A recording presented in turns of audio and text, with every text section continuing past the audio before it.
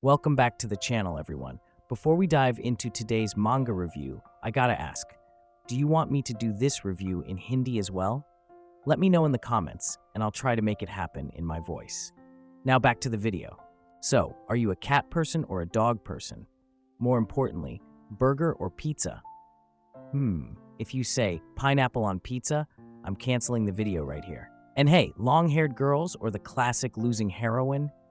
Just kidding. Of course, we root for the sinking ship. We always do. Why I'm asking these questions? Well, in life, we often have to make tough choices, and in this manga, you're going to end up liking both characters so much, but later in the manga, you'll have to pick a side. So who are you siding with? A blonde gal or a black-haired gal? A blonde cheerful gal or a stylish black-haired gal? Will you support Ijichi or lean towards Amane? There's so much to talk about, so let's roll the intro and get into the review.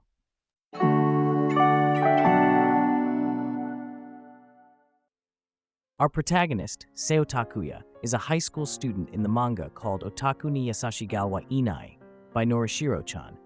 He's not just your regular otaku, he's a special kind of otaku. This guy is into kids' anime like Kiramon, which is basically this manga's version of Pokemon. He's so obsessed that he buys Kiramon merch and even draws them. I mean, we've all gone through that gotta catch 'em all phase, right? In the beginning, we see him gazing at an eraser, like how Issei looks at Ryaz's, you know what I mean? Yup, it's Kiramon merch. And then, out of nowhere, someone snatches it from him. That's when we meet our female leads, Ijichi and Amane. Ijichi is a tan blonde gal who's got that easygoing, bubbly personality. She's always smiling, attentive, and a good listener, unlike the stereotypical mean girls we often see. When Seo starts geeking out over Kiramon, he realizes mid-rant that he might be grossing her out, but instead of being weirded out, she just says, "You can take your time because I am paying attention to what you are saying." Gosh, she just said one of the lines that would make any otaku like me to just melt away. I don't know about you guys, but as I am making this review, I'm inclining more towards this gal right now.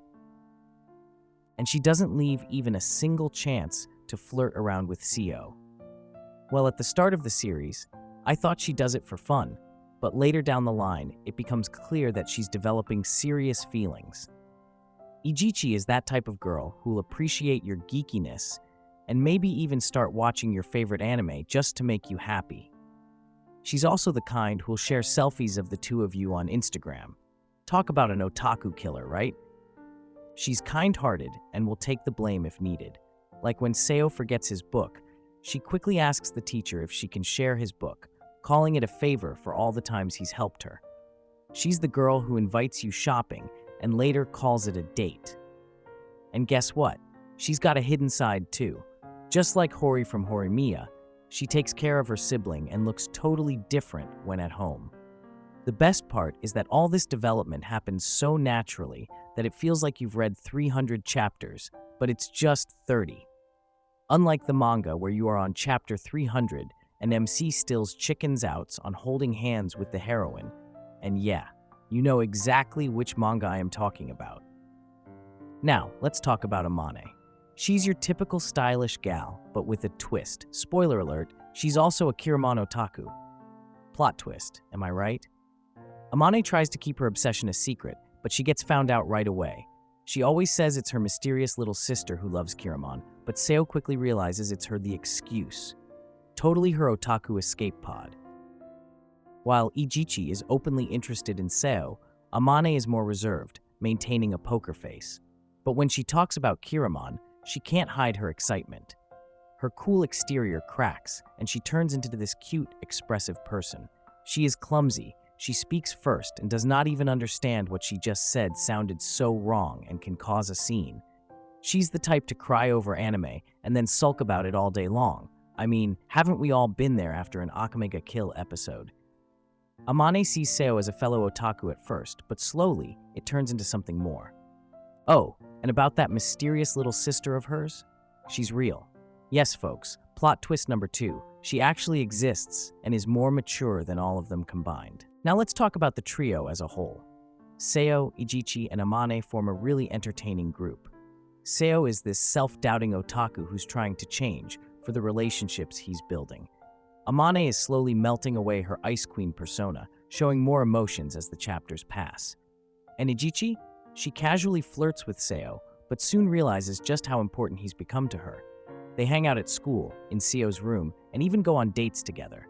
And when both girls ask him to hang out over the weekend, instead of choosing one, he asks both to hang out with him at the same place, same time, because why pick just one, right? Totally following Chad Taro to the letter.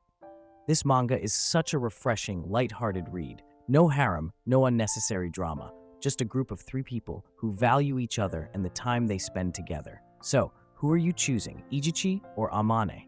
I'm telling you, if this ever gets an anime adaptation, it's going to spark the same. Chidagi versus Onodera, Rem versus Emilia, Miku versus everyone level of debates. I can already see the anime community splitting in half. So, are you going to give this manga a read? Let me know in the comments. If you enjoyed the review, give it a like, share it with your friends, and subscribe to the channel for more otaku goodness. Your support keeps me going. That's it for today, folks. See ya!